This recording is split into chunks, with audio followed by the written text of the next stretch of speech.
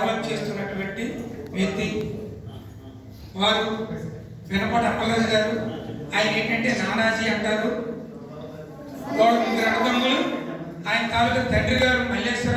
ఈ ముగ్గురు అన్నదమ్ములు కలిసి మల్లేశ్వర గారి పేరుని దీనికి 50,000 రూపాయలు విరాళం కూడా ఇచ్చారు.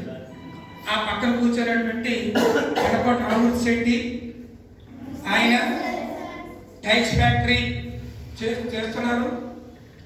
ఆయన కూడా మల్లేశ్వర గారి అబ్బాయి. ఆ మూడో వ్యక్తి మల్లికార్జున స్వామి, ఆయన కూడా మల్లేశ్వర గారి తాలూకా మూడో కుమారుడు. ఈ ముగ్గురు కలిపే ఆ తండ్రి గారి పేరు ఇచ్చి మనకు డొనేషన్ ఇచ్చారు. ఆ పక్కన కూర్చున్న వ్యక్తి ప్రముఖ న్యాయవాది, కొత్త వలసలో ప్రముఖ న్యాయవాది గిరిబాబు గారు అంటారు ఆయన. ఆ పక్కన కూర్చున్నటువంటి వ్యక్తి బెల్లారి సత్యనారాయణ. ఈ సరస్వతీదేవి విగ్రహానికి దగ్గరుండి అన్ని కార్యక్రమాలు చూసుకునేటువంటి వ్యక్తి. ఆ పక్కన ఉన్నటువంటి వ్యక్తి మా అన్నయ్య గారు వెనకవడ వెంకటరమణ జింక్లో మేనేజర్గా పనిచేశారు.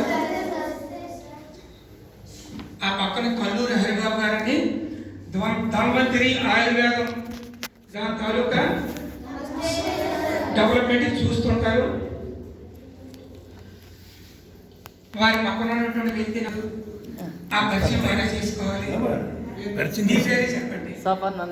ధన్వంతుల్లో ఆ పక్కన ఉన్నవారు జి వైకుంఠం గారు. ఈ గ్రామంలోనే ఏఎస్ఐగా పనిచేశారు.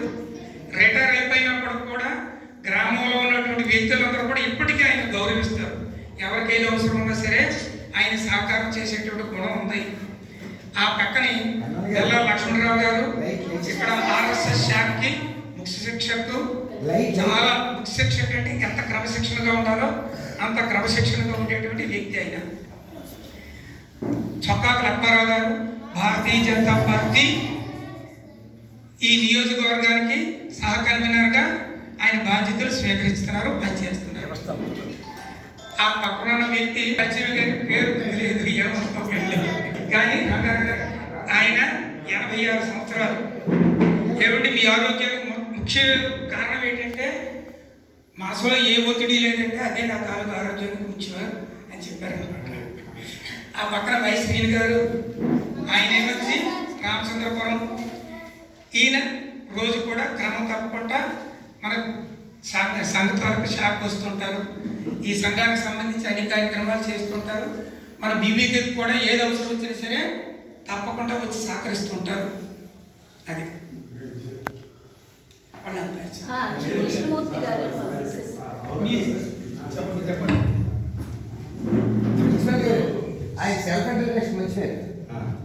ఆయన గురించి నేను చెప్తానండి.